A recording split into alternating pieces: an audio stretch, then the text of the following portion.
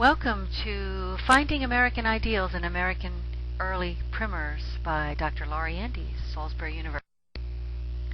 It might be surprising to learn that what seemed to be the most modern of controversial topics actually had their roots in early American colonial education. Dual language instruction, the use of nonsense syllables, the role of central government in local education, the beginning of the textbook publishing industry, and regional differences in education practices are just a few of the elements that have existed in American education from its inception. An examination of the textbooks used by early missionaries and teachers provides insights into these elements of literacy instruction. Using a collection of primary sources such as journals written by schoolmasters, newspapers, primers, and textbooks from the 1660s to the 18th century, readers will find these ideals that were dear to the hearts of early American educators.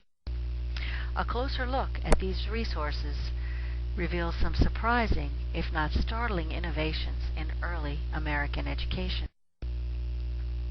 The idea of dual language instruction is not new. In 1669, John Eliot realized the need for it and instructed the Massachusetts Bay Colony natives. To the early colonists in New England, it was imperative that native people be instructed in the reading of Scripture so that they might gain eternal salvation like their English neighbors. One of the first pieces to be included in the bilingual primer. Eliot was one of the first missionaries to write the sounds of the native language in the English alphabet and actually published a primer that displayed native language on one side and English on the other. He was soon followed by Mayhew Cotton, who published a similar printer in 1720. These early educators suspected what has long been proven by research, that language learners need support in their native language as they make their transition to the new one. We know today that a higher level of literacy occurs when this is the case. The Lord's Prayer was included, as were morals, as we see here. Early primers were heavy on religion as well as morals and proverbs to guide their young readers.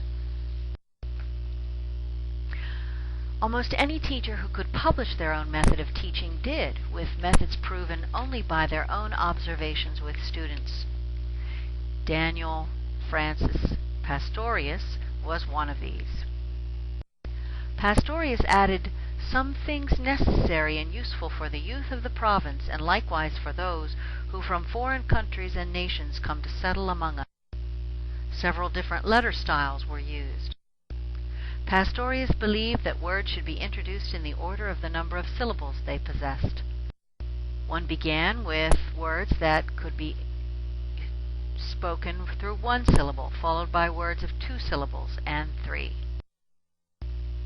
These were followed logically by words of 4 and 5. Printers existed in every colonial city, with production occurring primarily in England early in the century and gradually being assumed by American printers as the colony grew.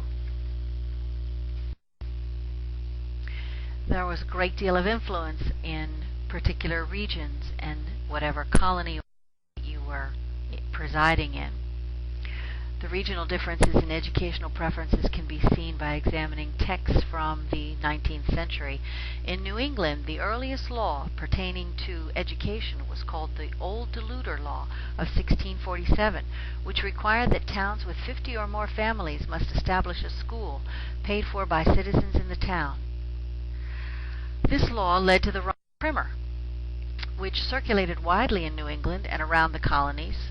Perhaps due to their homogeneity of race and religion, the populations of New England colonies attained the highest and most consistent levels of literacy in early America. The middle colonies, like New York and Pennsylvania,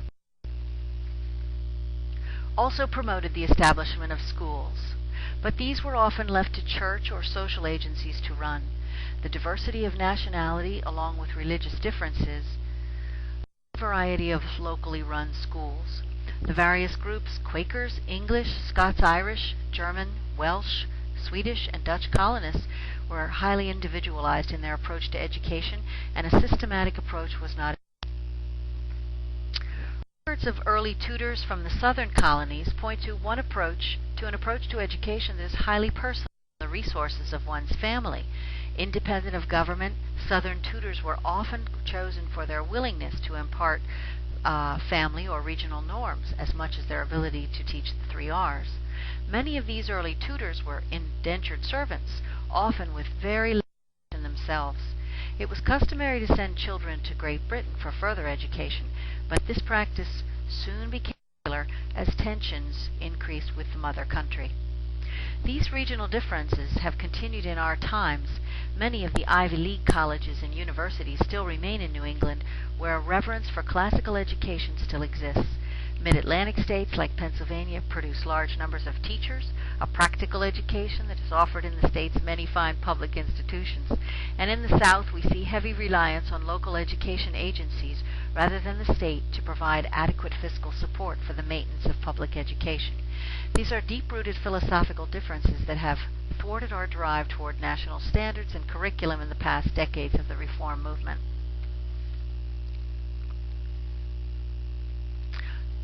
Manson had yet another primer.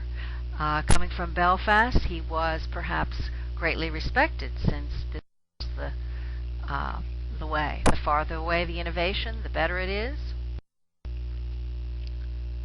Manson's primer also was establishing loyalty to His Majesty King George III, although it was printed in Philadelphia.